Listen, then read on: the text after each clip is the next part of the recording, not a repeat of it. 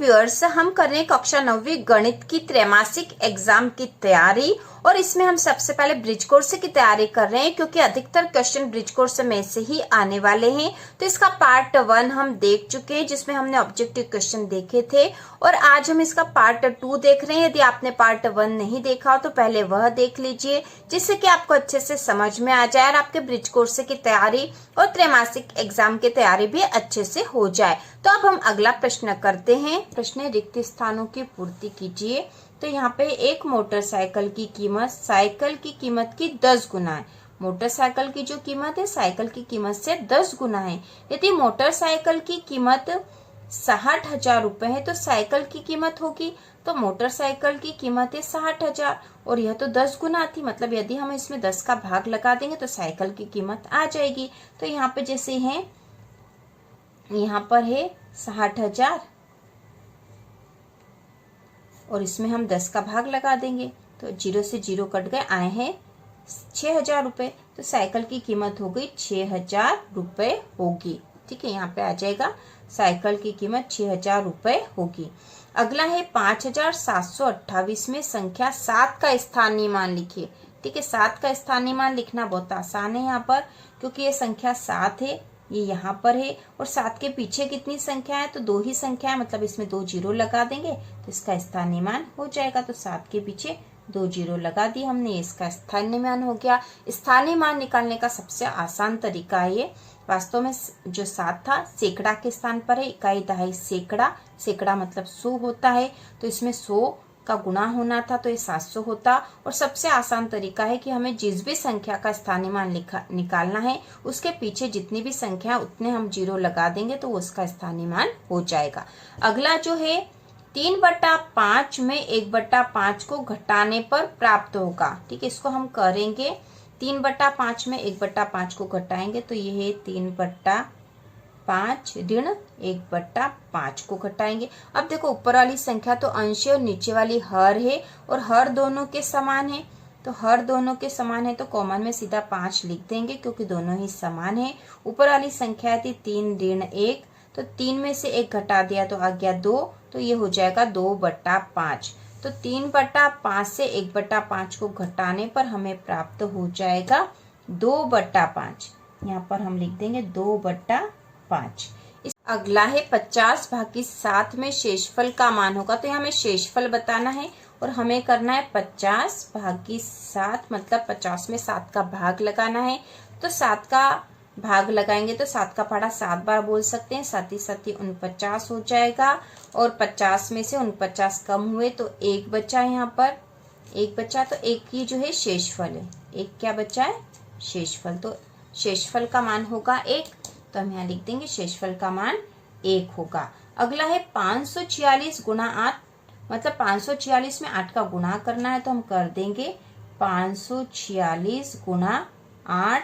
8 का पहाड़ा 6 बार बोला, 8 छंग 48 की 8, आसिल का 4, 8 चौक 32, 33 34 35 36 की 6, आसिल का 3 और 8 पंचो 40, 41 42 43, 4,368 यहाँ पर मान आएगा तो हम यहाँ लिख देंगे 4,368। तो इस प्रकार रिक्त स्थान वाले प्रश्न भी हो गए हैं। इसके बाद देखो अगला प्रश्न नंबर 6 है। निम्न जो प्रश्न नंबर 6 है, भिन्न 2/3 को निम्न आकृति में छायांकित करके व्यक्त कीजिए। तो जो भिन्न दे रखी है हमें, भिन्न यहाँ क्या दे रखी है 2/3 और इसको हमें छायांकित करके दिखाना इस आकृति में। तो यहाँ आकृति में कुल भाग कितने हैं, तो 1 2 3 4 5 6 भाग है, जबकि जो भिन्न है 2/3 है, 2/3 है यहाँ पे, तो इसमें तो नीचे 3 ही है जबकि यहाँ तो 6 है, तो हमको यहाँ पर नीचे 6 चाहिए। अब यहाँ 6 करने के लिए हम क्या कर सकते हैं, तो 3 का पहाड़ा यदि 2 बार बोलते हैं, मतलब 3 में 2 का गुणा कर देंगे तो 6 हो जाएगा। तो 2 का गुणा करने के लिए 2 का गुणा ऊपर भी होगा, 2 का गुणा नीचे भी होगा, तो 2 का गुणा कर देंगे, 2 दूनी 4 हो गए हैं और 3 दूना 6 हो जाएगा। तो अभी नीचे 6 आ गया और 4 भाग जो है छायांकित होंगे, कुल 6 हैं और उसमें से 4 भाग छायांकित होंगे तो ये 2/3 हो जाएगा। तो हम 4 भाग छायांकित कर देंगे तो इस प्रकार ये 2/3 हो जाएगा। तो ये इसका आंसर होगा 4 भाग इसके छायांकित होंगे। इसके बाद जो अगला प्रश्न नंबर 7 है, संख्या 1234 को प्रसारित रूप में लिखिए। तो इसको हम प्रसारित रूप में लिख देते हैं 1234 को। तो संख्या जो थी 1234 को हमें प्रसारित रूप में लिखना है। तो प्रसारित रूप में लिखने के लिए सबसे पहले हम लिखेंगे 1, तो 1000 के स्थान पर है तो 1 के पीछे लगेगी 3 जीरो, धन इसके बाद 2, तो 2 सैकड़ा के स्थान पर है तो इसके पीछे लगेगी 2 जीरो, इसके बाद दहाई के स्थान पर 3 है तो 3 के पीछे लगेगी 1 जीरो, धन फिर इकाई के स्थान पर 4 है तो यहाँ 4 आ गया और यह इसका प्रसारित रूप हो गया। इस रूप में हमें इसको लिखना है, यही इसका आंसर होगा। अगला प्रश्न नंबर 8 है, 4 पेनों की कीमत 20 रुपए है तो 15 पेनों की कीमत क्या होगी। ठीक है, 4 पेनों की कीमत 20 रुपए है। तो इसको जब हल करेंगे हम तो हम यहाँ लिखेंगे 4 पेनों की कीमत बराबर 20 रुपए। अब हमें तो 15 की निकालनी है। 15 की निकालने के लिए पहले हम 1 की निकालेंगे। 1, इसलिए 1 पेन की कीमत बराबर 20/4 भाग लगा देंगे। 4 एकम 4, 4 पंच 20, तो 1 पेन की कीमत आ गई 5 रुपए और हमें यहाँ निकालनी है 15 पेन की कीमत। तो अब हम लिखेंगे इसलिए 15 पेन की कीमत 15 पेन की कीमत बराबर 15 गुणा 5, तो 15 में 5 का गुणा कर देंगे तो 75 रुपए आएगा इसका आंसर। इस प्रकार से इसको हल करेंगे। जब हमें ज्यादा संख्याओं की कीमत दे रखी है और ज्यादा संख्याओं की ही कीमत निकालनी है तो पहले हम ज्यादा संख्याओं की कीमत से एक संख्या की कीमत निकाल लेंगे। जैसे यहाँ 4 पेनों की कीमत 20 रुपए दे रखी है तो हम पहले 1 पेन की कीमत निकाल लेंगे तो 5 रुपए आ गई। अब हम 15 पेन की कीमत निकाल लेंगे तो 1 पेन की कीमत का गुणा हम 15 में कर देंगे तो 15 पेन की कीमत आ जाएगी। तो इस प्रकार के क्वेश्चन हम कैसे भी क्वेश्चन दे रखे हो हम आसानी से कर सकते हैं। अगला प्रश्न है, संख्या 532 में क्या घटाएं कि 452 प्राप्त होती है। क्या घटाएं आना चाहिए था, 32 में क्या घटाएं कि 452 प्राप्त हो। तो 532 हमें दे रखी है, 532 में क्या घटाएं कि 452 प्राप्त हो। तो हमको 452 इसमें से घटा देना चाहिए जिससे कि हमें वो संख्या पता चल जाए। 2 में से 2 घटाएंगे तो 0। अब यहाँ से उधार लेगा 13 हो जाएगा। तो 5 के बाद 6, 7, 8, 9, 10, 11, 12, 13, यहाँ पे आ जाएंगे 8 और यहाँ से उधार लिया था तो 4 हो गए। 4 में से 4 गए तो बचे 0। तो 532 में से क्या घटा है कि 452 प्राप्त हो तो हमको 80 घटाने पड़ेंगे। तो यहाँ इसका उत्तर आ जाएगा 80। 80 घटाएंगे तो 452 प्राप्त हो जाएंगे। इसके बाद अगला है, किसी संख्या में 126 जोड़ने पर 676 प्राप्त होता है, वह संख्या क्या होगी। तो वह संख्या क्या होगी, तो उसको निकालने के लिए हमें 676 में से 126 घटा देने होंगे तो हमें वह संख्या मिल जाएगी। तो ये है 676, इसमें से 126 घटा देंगे हम तो 6 में से यहाँ पे घटा देंगे। 6 में से 6 गया तो 0, 7 में से 2 गया तो 5 और 6 में से 1 गया तो 5। वह संख्या है 550। देखो इसको हल करके भी देख लेते हैं। ठीक है, यहाँ पूछा था किसी संख्या में 126 जोड़ने पर 676 प्राप्त होता है, संख्या क्या होगी। तो संख्या होगी 550 और यही इसका उत्तर है। उत्तर बराबर 550। तो इसको हम साबित भी करके बता सकते हैं। जैसे हमको 550 मिले हैं तो यहाँ बोला था किसी संख्या में, तो किसी संख्या हमने निकाल ली, वह है 550। 550 में 126 जोड़ने पर, इसमें यदि हम 126 जोड़ दें तो 676 मिलना चाहिए हमें। तो यहाँ पे होंगे 6, 5 और 2 7 और 5 और 1 6, 676 मिल गए। हमारा आंसर बिल्कुल राइट है। इसके बाद अगला प्रश्न है, 26 का वर्ग ऋण 25 का वर्ग के बराबर क्या होगा। तो इसको हल करेंगे। प्रश्न नंबर 11 है यहाँ पर, तो हल करना पड़ेगा। 26 का वर्ग ऋण 25 का वर्ग के बराबर क्या होगा। तो 26 का वर्ग मतलब होता है 26 गुना 26, मतलब 26 में 26 का गुना, और जब गुना करते हैं तो 676 आते हैं। उसी प्रकार 25 का वर्ग मतलब 25 गुना 25, तो तो 25 में 25 का गुणा करते हैं तो 625 आएंगे। और यहाँ घटाओ है मतलब इन दोनों को घटा देना है। 6 में से 5 गए तो 1, 7 में से 2 गया तो बचा 5 और यहाँ बचा 0 तो 51 आएंगे। तो 26 का वर्ग हो गया 676 ऋण 25 का वर्ग 625, इन दोनों को घटा दिया तो आया आंसर 51। तो 26 का वर्ग ऋण 25 का वर्ग के बराबर क्या होगा, तो होगा 51 और यहाँ पर इसका उत्तर आ जाएगा 51। इन दोनों का वर्ग 51 के बराबर होगा। इसके बाद अगला प्रश्न है, किसी संख्या को 12 से भाग करने पर भागफल 24 तथा शेषफल 2 है तो संख्या बताइए। तो संख्या बताना तो इसके लिए हम सूत्र लगा देंगे। तो जो भी संख्या है वह होगी भाज्य, क्योंकि 12 से भाग कर रहे हैं तो 12 जो है भाजक है, भागफल है और शेषफल है, तो हमें भाज्य हम आसानी से निकाल लेंगे। तो यहाँ पर हम इसको हल करेंगे, हल सूत्र लगा देंगे भाज्य, क्योंकि यही निकालना है। भाज्य बराबर भाजक गुणा भागफल,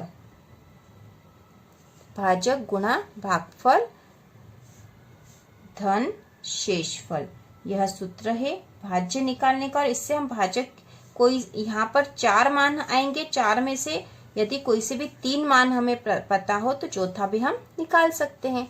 तो यहाँ पे हमें भाज्य ही निकालना है, क्योंकि यहाँ कहा है कि किसी संख्या को 12 से भाग करने पर, किसी संख्या को 12 से भाग करने पर, 12 से भाग कर रहे हैं तो 12 है हमारा भाजक, भागफल है 24 और शेषफल है 2। तो 12 है भाजक गुणा भागफल है 24 और शेषफल है 2, तो इन दोनों का गुणा हो जाएगा। तो 12 में 24 का गुणा कर देंगे, 12 में 4 का करेंगे तो 12 चौक 48 के 8, हासिल का 4, 12 दूना 24 और 4 हो जाएंगे 28, फिर इसमें 2 जुड़ जाएंगे तो 288 धन 2 290। तो यहाँ पे भाज्य आ जाएगा 290 और वह संख्या है 290 और यही इसका उत्तर होगा। उत्तर बराबर 290। संख्याओं 6, ऋण 7, 8, ऋण 9, 12 और ऋण 10 का योग क्या होगा। तो यह अगला प्रश्न है और इस तरह के प्रश्न जब भी आए ऋण और धन वाली संख्याओं को का योग करने का कहा हो तो पहले हमें धन वाली संख्याओं को जोड़ लेना चाहिए और फिर ऋण वाली संख्याओं का आपस में जोड़ लेना चाहिए, फिर उनका घटाव कर देना चाहिए। तो देखो ये 6 तो धन के हैं और ये 8 भी धन के, पहले हम यहाँ लिख लेते हैं इनको। तो यहाँ पे लिख लेंगे 6, फिर ऋण 7, 8, ऋण 9, 12 और ऋण 10, ये संख्याएं दे रखी हैं। तो देखो धन वाली है 6, 8 और 12, इनको जोड़ लेंगे तो 12 और 8 हो गए 20 और ये 26, तो धन वाली हो गई 26। अब ऋण वाली को जोड़ लेंगे तो ऋण के हैं, ऋण के 7, ऋण के 9 और ऋण के 10, तो 10 और 9 19 हो गए हैं और 19 और 7 26, तो ऋण के 26। तो ऋण धन के 26 और ऋण के 26 आपस में कट जाएंगे, बराबर आ जाएगा 0। तो यहाँ पे हो जाएगा योग क्या हो जाएगा 0, इसका आंसर होगा 0। इसके बाद अगला प्रश्न है, ऋण 12 में ऋण 17 को घटाने पर कौन सी संख्या प्राप्त होगी। तो हमें ऋण 12 से ऋण 17 को, ऋण 12 ऋण के 17, घटाव का निशान आ गया बीच में और ऋण के 17 है, तो ऋण के 12, ऋण का ऋण में गुणा होगा तो ये धन का हो जाएगा, तो धन का 17। अब यहाँ पे एक धन और ऋण का मतलब आपस में घटाव होगा और 17 में से 12 कम हो जाएंगे, तो यहाँ पर बच जाएंगे 5 और ये धन के होंगे क्योंकि बड़ी संख्या धन की है, तो इसका उत्तर हो जाएगा उत्तर बराबर 5। इसके बाद जो अगला प्रश्न है, दी गई आकृति के छायांकित भाग के अनुसार भिन्नों को जोड़कर मान ज्ञात कीजिए। तो छायांकित भाग के अनुसार भिन्नों को जोड़कर मान ज्ञात करना है। तो देखो छायांकित भाग क्या, पहला भाग क्या है, तो यहाँ पे कुल भाग है कितने 1 2 3 4, 4 में से एक छायांकित है, मतलब कुल भाग 4 है और इसमें से एक भाग छायांकित है, तो 1/4 हो गया। धन यहाँ पे कुल भाग 2 ही है और 2 में से एक भाग छायांकित है, तो यहाँ हो जाएगा कुल भाग 2, इसमें से एक छायांकित है। और बराबर, तो बराबर में भी कुल भाग 4 है और इसमें छायांकित कितने 3 है, तो ये हो जाएगा 3/4। तो ये हमने कर लिया है। इसके बाद अगला जो प्रश्न है, शीला ने एक बैंक को 14,400 रुपए प्रति माह बराबर किश्तों में 12 माह तक अदा किए उसकी एक माह की किश्त कितने रुपए की थी? तो उसने 14,400 रुपए प्रति माह बराबर किश्तों में 12 माह तक अदा किए थे। एक माह की किश्त हमें बतानी है, तो हम इसको हल करेंगे। तो इसको सीधा ही हल कर लेंगे। 14,400 रुपए उसने 12 माह तक अदा किए, तो हम 12 का भाग लगा देंगे। तो यहाँ आ जाएगा 12 एकम 12, 2 बचे, ऊपर से उतारा 4, 12 दूना 24, और यहाँ पे हो जाएगा ऊपर से उतारा 0, तो यहाँ पे भी एक 0 आएगा, फिर एक 0, तो फिर एक 0 आ जाएगा। तो यहाँ पर उसके प्रति माह की किश्त हो जाएगी 1200 रुपये या 1200 रुपये। तो हम यहाँ लिख देंगे प्रति माह की किश्त बराबर 1200 रुपये है, और यही इसका उत्तर हो जाएगा। उत्तर बराबर 1200 रुपये। तो ये इसका आंसर होगा। बहुत ही आसान है यह भी, और ये ब्रिज कोर्स के सारे इंपॉर्टेंट क्वेश्चन है। हम गणित की तैयारी कर रहे हैं, त्रैमासिक एग्जाम की। तो इसी प्रकार के और वीडियो देखने के लिए, कक्षा 9वीं की संपूर्ण तैयारी के लिए चैनल को सब्सक्राइब कीजिए।